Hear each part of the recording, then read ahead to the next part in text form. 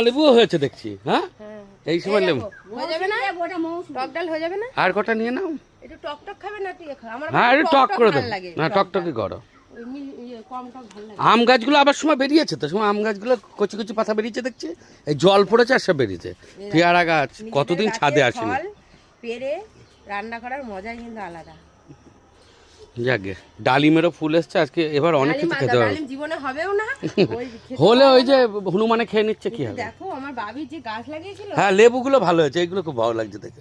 কারণ লেবু হয় না করে অনেক হয়েছে। প্রচুর আমরা হয়েছে, প্রচুর প্রচুর। যাই হোক, দেখি আজকে তাহলে মেনুটা টক ডাল করছে, তাই তো? এই যে আজকে হবে আমাদের গাছের আমড়া দিয়ে টক ডাল। টক ডাল, টক ডাল। আর কি আছে, কি মাছ এনেছি বলো? কাচ্চি না, কি জানো তো, পাবদা এনেছে বাবির জন্য। বাবি পাবদা খেতে ভালোবাসে। আর এনেছে খয়রা, গঙ্গার খয়রা, বড় বড় খয়রা। গঙ্গার খয়রা খেতে আমারও ভালো। যদিও ঢপ দিয়েছে, গঙ্গা বিল এইসব বাজারে গেলে এইসব শোনা যায়। গঙ্গা বিল সবকিছু দিয়ে বুঝিয়ে দেবে। তবে মাছ একটু রান্না ভালো করে করলে খেতে ভালোই হয়, সেটার সময় ভালোই করে।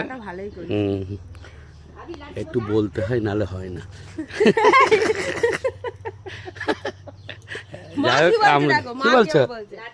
আর এই মা খালি ছেলেকে খাইয়ে যাবে খাইয়ে দেখো ছেলেকে খাইয়ে কি করেছে দেখো। ভুড়িটা না, আমার ভুড়ি নেই, ভুড়িটা দেখো একদম না। যাই হোক, আমরা যা প্রচুর